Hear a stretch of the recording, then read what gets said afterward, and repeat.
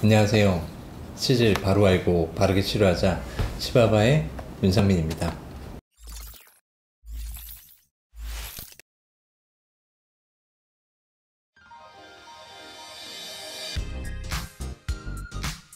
치질은 첫 번째 정상적으로 가지고 태어나는 혈관 조직이, 두 번째 계속 쓰다 보니까 점점 더 낡고 늘어져서 이제 증상이 생기죠.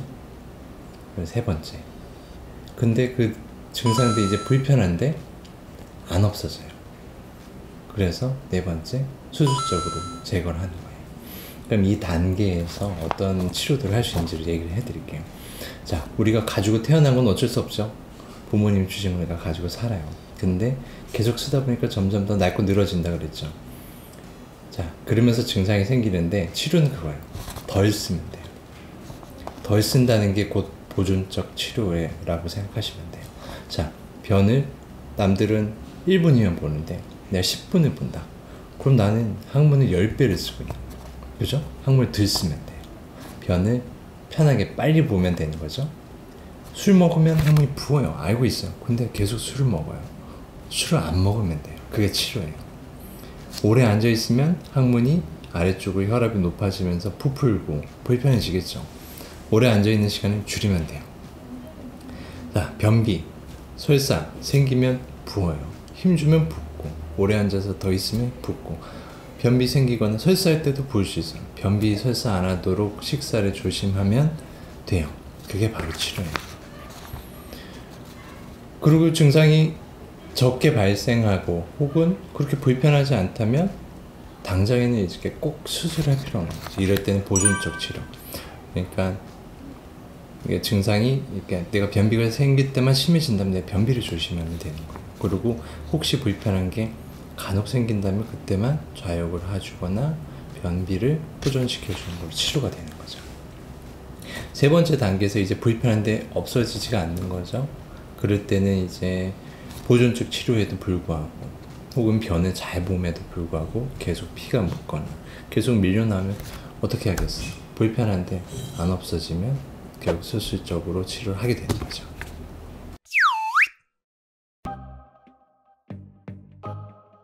보존적 치료라고 하면은 우리가 수술적 치료를 제외한 치료죠. 보통 인터넷 같은 데 보면 고무밴드 결착술, 뭐 혈관에서 치질에다 주사를 놓는 경화요법, 뭐 냉동치료, 이런 것들이 있을 수도 있어요. 근데 우리나라에서 그런 치료들은 거의 사용되지 않아요.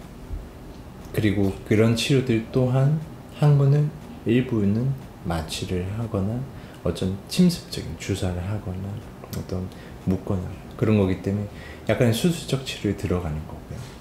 게다가 합병증 또한 수술보다는 조금 덜 할 수도 있지만 분명히 있어요. 보존적 치료는 우리가 알고 있는 휴식이라든가 안정을 취한다거나 술을 마시지 않고 금주를 하거나 좌욕을 하거나 약물 치료를 한다는 게 이게 큰 의미에서 보존적 치료죠. 좌욕이라는 건 그냥 따뜻한 물에, 뜨거운 물이 아니면 따뜻한 물에 항문을 5분 정도. 좌욕 또한 앉아있는 거기 때문에 오래 하는 게 좋지는 않아요. 그냥 5분 정도 따뜻한 물에 담그고 있으면 되고요. 이는 혈액순환을 좋게 함으로써 항문의 그런 부기를 가라앉히고 불편감을 줄여줄 수 있는 효과가 있어요. 좌욕을 할 수 없는 상황이라면 굳이 좌욕기에 앉을 필요는 없고 따뜻한 물로 샤워기를 통해서 마사지 하듯이 하는 걸로도 충분한 효과를 보실 수 있어요. 그리고 약물 치료가 대표적인데 뭐 약국에서 있는 일반 의약품으로 많이 살 수 있어요. 근데 약물 치료가 어떤 거예요? 우리가 쉽게 얘기하면 우리가 주름살이 생겼어요. 계속 표정을 짓다 보니까. 그래서 피부과에 갔어요. 저 주름살 없애기 위해서 약을 좀 주세요. 피부과 의사 선생님이 피식 웃으실 거예요. 그죠? 이게 이미 낡고 늘어진 이런 우리가 노화된 조직들은 옛날로 돌아가지 않아요. 젊어질 수가 없다는 거죠. 그래서 이런 게 약으로 없어지진 않아요. 그럼 약은 언제 쓰냐?